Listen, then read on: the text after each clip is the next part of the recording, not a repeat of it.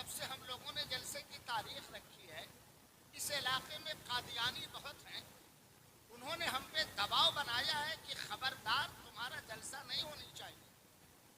اگر تمہارا جلسہ ہوا تو تمہارے در و دیوار سلامت نہیں رہیں گے. تمہارے جوانوں کو تہہ دیکھ کر دوں گا. اگر تمہارا جلسہ ہوا تمہارے بچوں کو یتیم کر ڈالوں گا. اگر جلسہ ہوا تمہاری ماؤں کی گود اجاڑ دوں گا. تمہارے بوڑھوں کو ذلیل و رسوا کر دوں گا. خبردار تمہارا جلسہ نہیں ہونی چاہیے. وہاں کے سنی غیور مسلمانوں نے کہا کہ قادیانیوں کا بڑا زبردست دباؤ ہے حضرت, ہم لوگ بالکل جلسہ نہیں کرنا چاہتے. حضرت مولانا صفدر اوقاڑوی نے جب مسلمانوں کی بے بسی دیکھی تو فرمایا یہ نذرانہ آپ رکھیے, میں نذرانہ لینے کے لیے آپ کے گاؤں نہیں آیا تھا, میں تو ذکر رسول کے لیے آیا ہوں, محفل رسول کے لیے آیا ہوں, اور آپ ایسی بات کر رہے ہیں تو یہ نذرانہ آپ رکھیے مگر جلسہ اب ہوگا. اب ذکر رسول کی محفل سجے گی, اب سیرت النبی پہ تقریر ہوگی.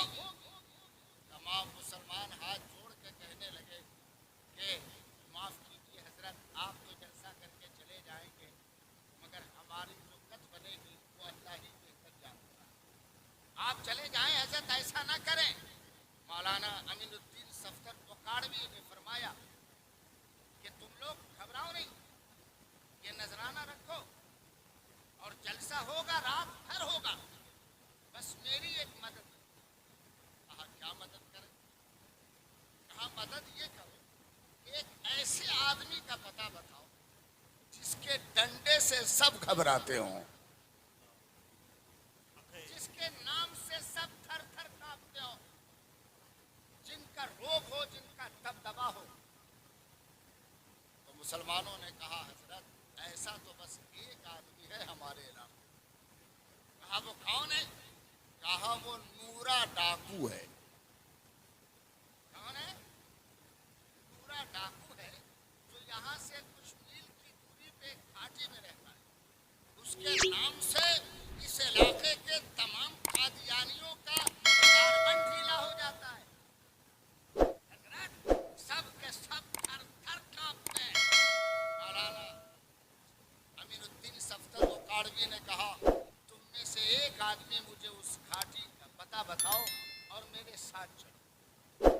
مولانا امین الدین صفدر فرماتے ہیں کہ میں ایک مسلمان کو لے کر کے اس گھاٹی میں پہنچا اور جیسے ہی نورا ڈاکو کے گھاٹی کے قریب پہنچا, نورا کی نگاہ پڑی, اپنے چیلوں سے کہنا شروع کیا ابے کوئی مولوی راستہ تو نہیں بھول گیا ہے, یہ مولانا اس گھاٹی کی طرف کہاں چلا آ رہا ہے, جا کے پتہ کرو. ایک ڈاکو نورا کا چیلا آگے بڑھا اور جا کر مولانا کو وہیں پہ کھڑا کر کے پوچھا آپ راستہ تو نہیں بھول گئے ہیں؟ کہا نہیں نہیں, ہم راستہ نہیں بھولے ہیں, ہم آئے ہیں نورا ڈاکو سے ملنے کے لیے. کہا اچھا آپ نورا سے ملیں گے؟ کہا ہم ملنا چاہتے ہیں. مولانا امین الدین صفدر اوقاڑوی نے جب اتنا کہا تو وہ ڈاکو نورا کا جو چیلا تھا وہ لے کر کے نورا ڈاکو کے پاس آیا. حضرت مولانا امین الدین صفدر اوقاڑوی اس نورا ڈاکو کے پاس بیٹھے. نورا ڈاکو نے کہا مولانا آپ اس گھاٹی میں کہاں چل رہے ہیں؟ تو مولانا نے کہا نورا آج ہم ایک ضرورت سے آئے. کہا کون سی ضرورت ہے؟ کیا ضرورت ہے؟ کہا فلاں گاؤں میں قادیانی بہت ہیں, یہ چند مسلمان نبی کا جلسہ کرنا چاہتے ہیں, نبی کا ذکر کرنا چاہتے ہیں, نبی کی محفل سجانا چاہتے ہیں, مگر وہ لوگ نبی کا جلسہ نہیں ہونے دے رہے ہیں. نورا ڈاکو نے جیسے ہی نبی کریم کا نام سنا کھڑا ہو گیا اور کہا مولانا ڈاکو ضرور ہو مگر میں بے ایمان و بے غیرت نہیں ہوں, اپنے نبی کا جلسہ ضرور کراؤں گا. کہاں کرنا کرنا ہے تم کو جلسہ چلو میں تمہارا ساتھ دوں۔ فرماتے ہیں کہ وہ نورا ڈاکو وہاں سے ڈنڈا لیا اور ہمارے ساتھ آیا ٹھیک اسی آبادی میں جس آبادی میں غزوہ رسول روکا جا رہا تھا، ذکر رسول پہ پابندی لگائی جا رہی، نبی کریم کی سیرت کا جہاں بیان نہیں ہونے دیا جا رہا تھا، اسی گاؤں میں پہنچے نورا ڈاکو کو لے کر کے۔ نورا ڈاکو مسجد کے گیٹ پہ کھڑا ہو گیا اور مولانا صفدر بخاڑوی نے اعلان کیا غلامان رسول آ جائیں مسجد میں، عشاق رسول آ جائیں مسجد میں، آئے ذکر رسول کی محفل سج رہی ہے، آئے سیرت النبی کا جلسہ سج رہا ہے۔ کشا کشا تمام مسلمان آ گئے اور مولانا صفدر بخاڑوی نے شاندار تقریر شروع کیا۔ ادھر جب قادیانیوں کے کان میں آواز گئی، سب کے سب لاٹھی ڈنڈا لے کر کے نکلے۔ اتنی ہمت ہم نے مہینوں سے منع کیا سبوں کو، اور آج اتنی ہمت سبوں کی ہم لوگوں کے منع کرنے کے باوجود یہ جلسہ کر رہے ہیں۔ کیا ان کو اپنے جوان پیارے نہیں ہیں؟ کیا ان کو بہن بیٹی کی عزت پیاری نہیں ہے؟ کیا ان کے در و دیوار کو پیارا نہیں سمجھتے؟ انہوں نے ہمت اتنی بڑی کیسے کیا؟ جیسے ہی تمام قادیانی ڈنڈا لے کر مسجد کی طرف بڑھے، نورا ڈاکو کو دیکھتے ہی سب کے سب ایسے گھر میں گھسے جیسے بلی دیکھ کر چوہا بل میں گھس جایا کرتی ہے۔ اب رات بھر جلسہ ہوا، نورا ڈاکو وہیں کھڑا رہا۔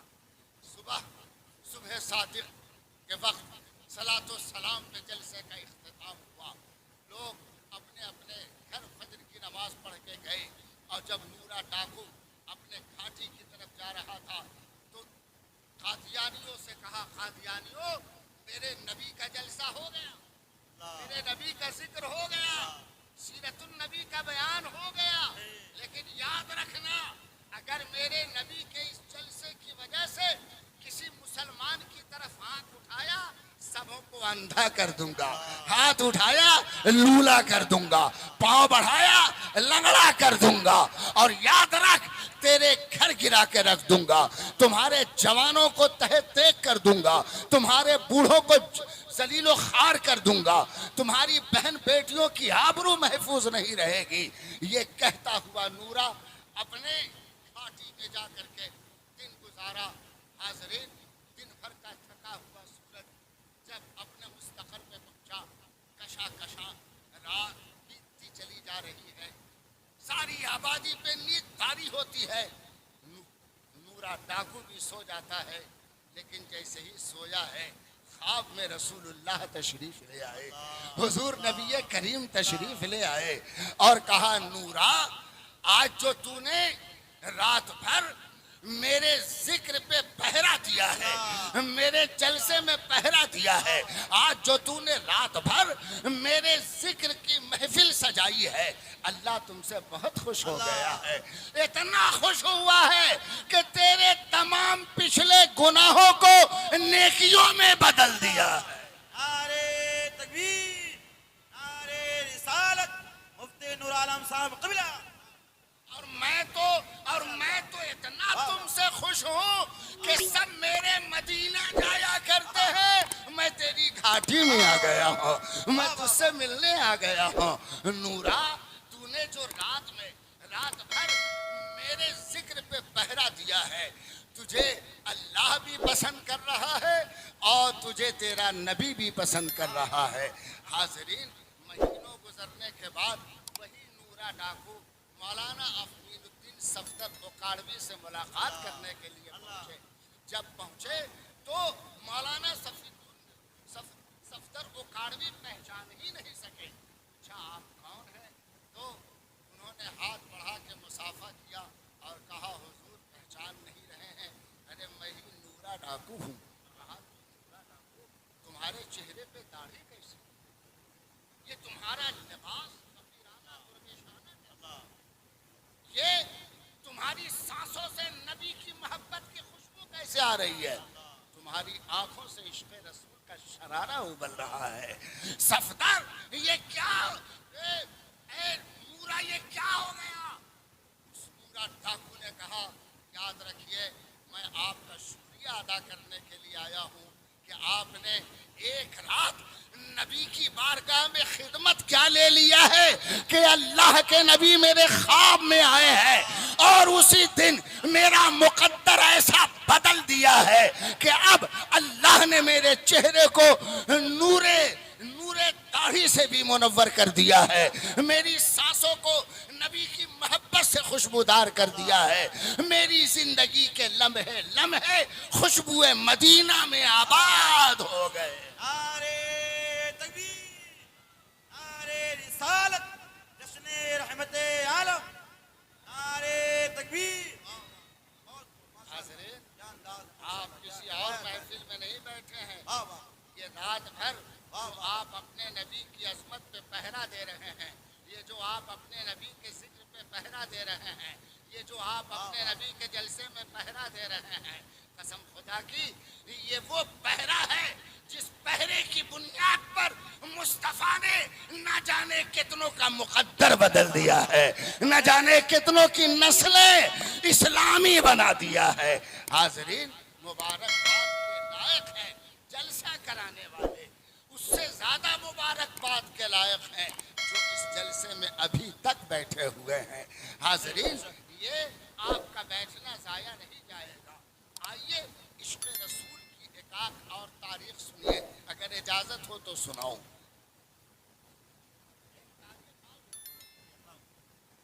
غور سے سنیے گا، بڑی پیاری تاریخ یاد آ گئی۔ حاضرین، بغداد کی سرزمین ہے، بغداد کی سرزمین ہے۔ میرے بڑے پیر غوث اعظم جمعہ کی نماز پڑھنے جا رہے ہیں، ذرا کہہ دیجئے سبحان اللہ۔ میرے غوث اعظم جمعہ کی نماز پڑھنے جا رہے ہیں، اللہ اکبر۔ ابھی اپنے کاشانہ ولایت سے نکل کر کچھ دور ہی چلے تھے، ایک شاہراہ پہ کچھ عیسائی کھڑے گفتگو کر رہے تھے، ذرا توجہ، گفتگو کر رہے تھے۔ ارے یہ عبد القادر، یہ مسلمان ہے، یہ محمد رسول اللہ کا کلمہ پڑھنے والا، ارے اس کو کوئی سمجھائے کہ اگر نبی ماننا ہی ہے تو عیسیٰ کو مانے، اس لیے کہ میرے عیسیٰ وہ ہیں جنہوں نے مردہ زندہ کر دیا، جنہوں نے مردہ زندہ کر دیا، اور میں نہیں کہتا، ان کا قرآن خود کہتا ہے۔ حضرت موسیٰ مردہ پرندوں میں جان ڈال دیا کرتے تھے، مردہ جسموں میں روح ڈال دیا کرتے تھے، جو انسان مر جاتا تھا اسے دوبارہ زندہ فرما دیا کرتے تھے۔ یہ حضرت عیسیٰ علیہ السلام کا معجزہ تھا۔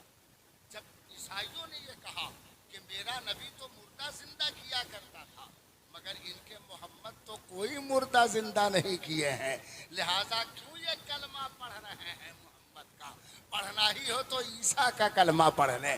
حاضرین، جا رہے تھے جمعہ کی نماز پڑھنے، مگر بات جب نبی کی عزت کی آ گئی، بات جب نبی کی عظمت کی آ گئی، تو وہیں سے مڑے اور عیسائیوں سے مخاطب ہوئے اور کہا عیسائیوں، حضرت عیسیٰ علیہ السلام کے بارے میں تمہارا کہنا کہ وہ مردہ زندہ کرتے تھے، مردہ پرندوں میں جان ڈالتے تھے، ان کا یہ معجزہ میرے سر اور آنکھوں پہ ہے، لیکن جہاں تک میرے نبی کی بات ہے تو میرے نبی کی بات تو حضرت عیسیٰ سے بھی بڑی ہے، ان کی عظمت سے بھی بڑی ہے، ان کے معجزے سے بھی بڑی ہے۔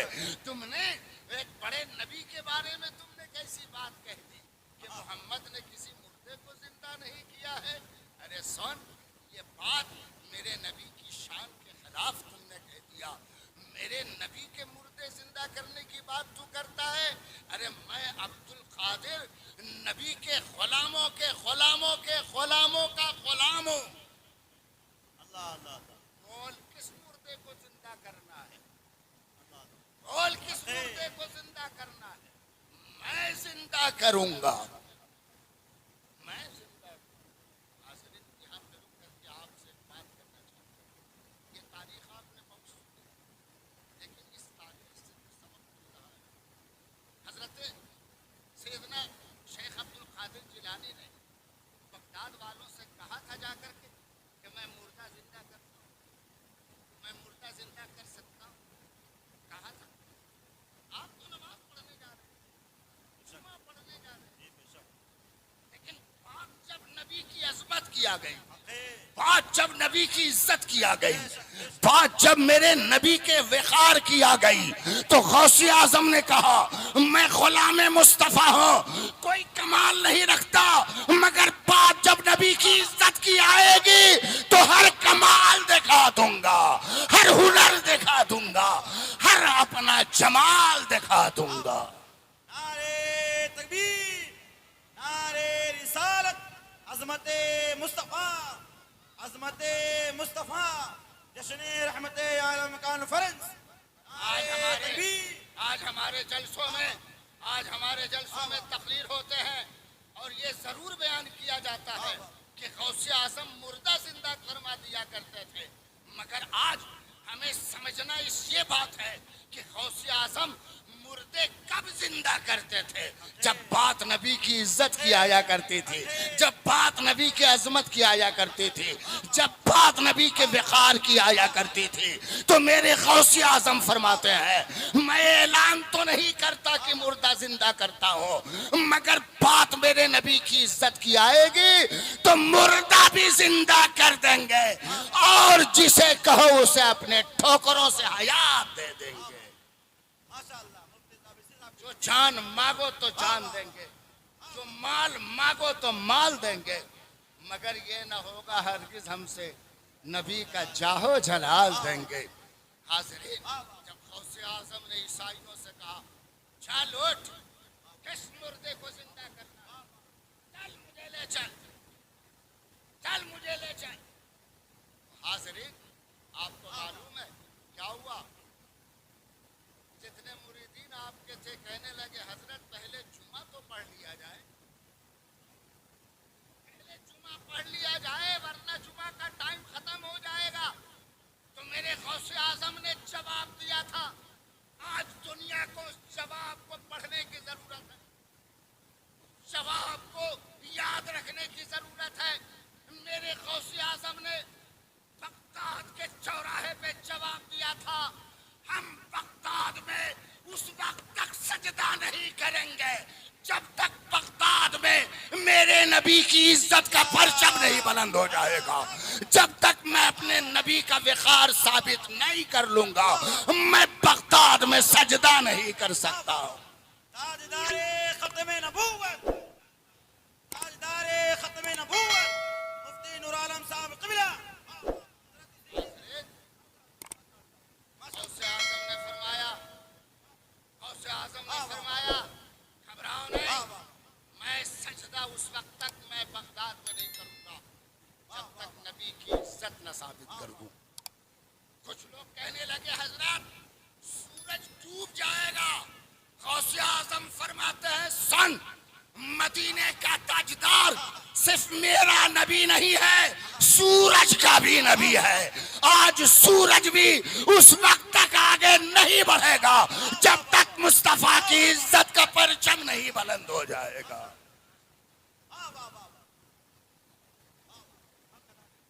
بغداد کی تاریخ ثابت ہے, بغداد کی تاریخ ثابت ہے, بغداد کی تاریخ آج بھی گواہ ہے.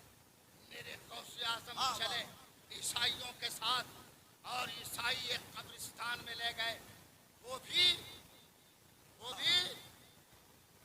سب سے پرانی قبر پہ اسی کو.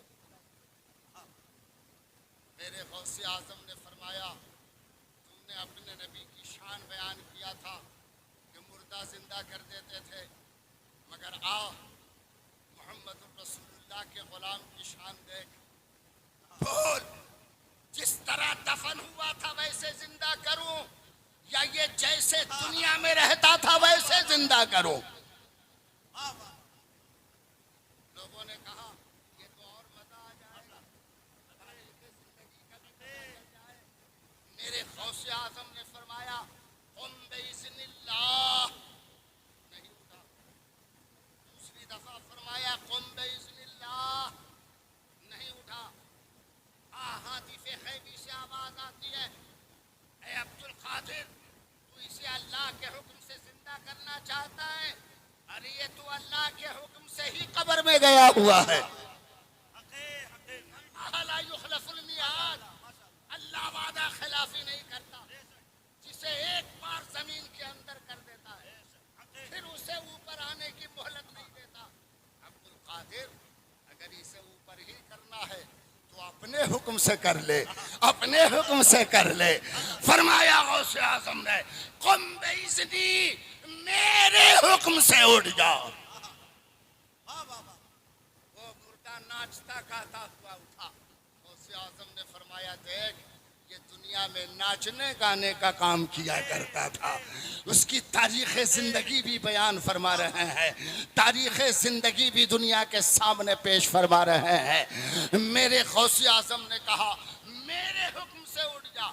میں ایک جگہ جلسے میں تقریر کر رہا تھا. وہ قاری صاحب اور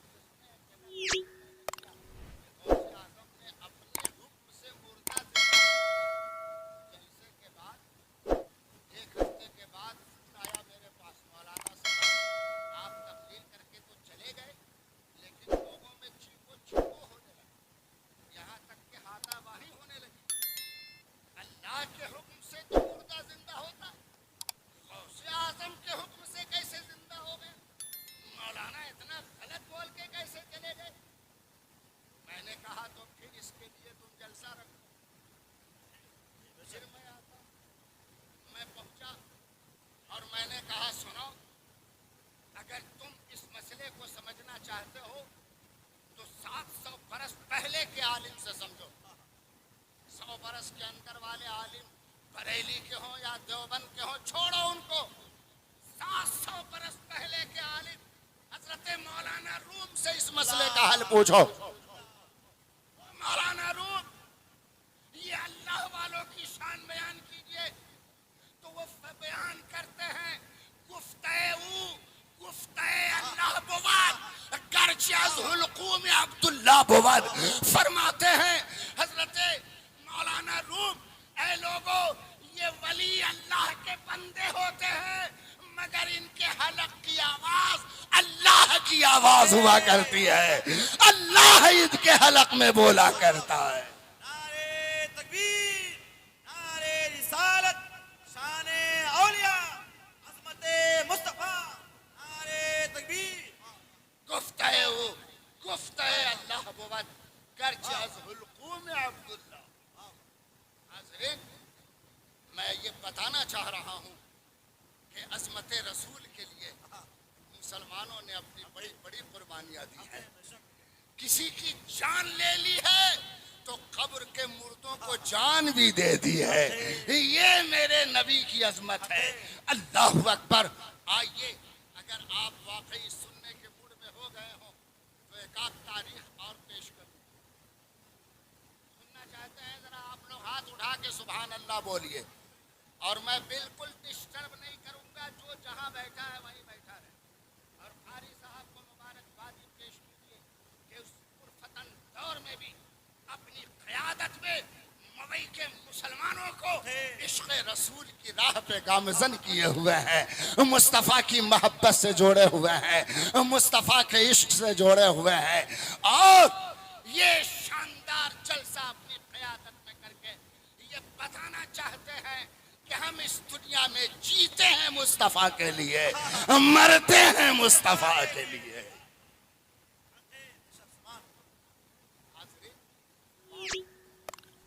نبی کی محبت کی ہے. آئیے ذرا سا مصر کی وہ تاریخ پڑھیے. مصر کی تاریخ, مصر کے راستے پر جو حجاز کی طرف راستہ جاتا تھا, کچھ یہودی لوگ وہاں مسلمانوں کو ٹارگیٹ کرتے تھے. ٹارگیٹ ہر مکہ اور مدینہ کی طرف جانے والے راہگیروں کو لوٹ لیا کرتے تھے. اور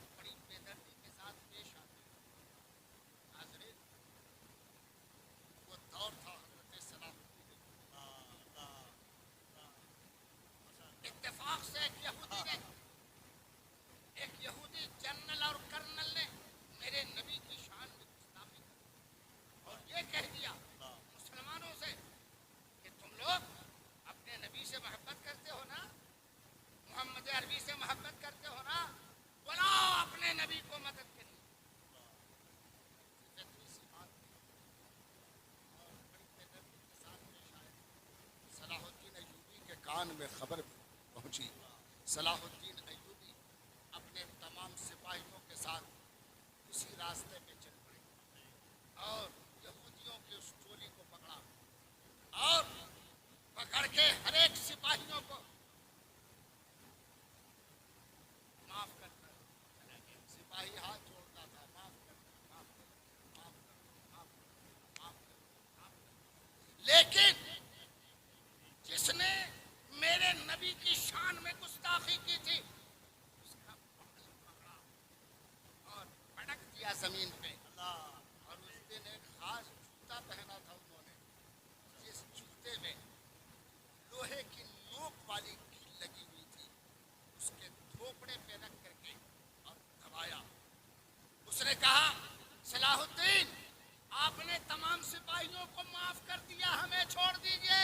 کہا سن، یہ جس سپاہیوں کو معاف کیا ہے نا وہ ہمیں تڑپاتا تھا، اس نے ہمیں مارا، اس نے ہماری قوم کو، اس نے ہماری قوم کو برباد کیا ہے۔ سن، ہم اس کو معاف کر دیتے ہیں جو ہماری قوم کو مارے، ہم اسے معاف کر دیتے ہیں جو ہمارا گھر لوٹ لے، ہم اسے معاف کر دیتے ہیں جو ہماری عزت لوٹ لے، ہم اسے معاف کر دیتے ہیں جو ہماری آبرو لوٹ لے، ہم اسے معاف کر دیتے ہیں جو ہمارے پاؤں توڑ دے، ہم اسے معاف کر دیتے ہیں جو ہمارا ہاتھ توڑ دے، ہم اسے معاف کر دیتے ہیں جو ہمارا سر توڑ دے، ہم اسے معاف کر دیتے ہیں جو ہمیں زخمی کر دے، مگر سن ہم اسے کبھی معاف نہیں کرتے جو میرے نبی کی گستاخی کیا کرتے ہیں۔ ہم مسلمان ایسے انسان کو کبھی معاف نہیں کرتے اور ہم اعلان کرتے ہیں او لینے والو ہماری دولت لے لو، او لینے والو ہماری جان لے لو، او لینے والو ہماری آبرو لے لو، او لینے والو ہمارے بچے لے لو، او لینے والو ہماری بھائی بہن لے لو، مگر یاد رکھنا ہم مسلمان کبھی اپنے نبی کی عزت پہ آنچ نہیں آنے دیں گے، ہم اپنے نبی کی عظمت پہ کبھی آنچ نہیں آنے دیں گے۔ نعرے تکبیر، لبیک لبیک لبیک یا رسول اللہ، لبیک لبیک لبیک یا رسول اللہ۔ عظمت مصطفیٰ، عظمت مصطفیٰ، شان مصطفیٰ، نعرے رسالت۔ حاضرین، ٹائم بہت اچھا ہے، بات بہت اچھی ہو رہی ہے اور آپ لوگ سن بھی بہت اچھا رہے ہیں۔ اگر اجازت ہو تو کچھ بات آگے بڑھا دوں، اجازت ہو تو بات آگے بڑھاؤں، توجہ ہے؟ بھائی دیکھیے، ہم زبردستی آپ پہ سوار نہیں ہوں گے، جب تک آپ کہیے گا تب تک توجہ۔ اللہ اکبر، ان کا ماتھا چومیے، انہوں نے آپ کو کہاں لا کے آج رات بیٹھانا ہے؟ قسم خدا کی یہی ایک رات اگر مدینے والے کو پسند آ گئی، آپ کی نسلیں خوشبودار ہو جائیں گی، آپ کی نسلوں میں باد بہاری آ جائے گی، آپ کے کاروبار میں برکتوں کے سمندر موجزن ہو جائیں گے۔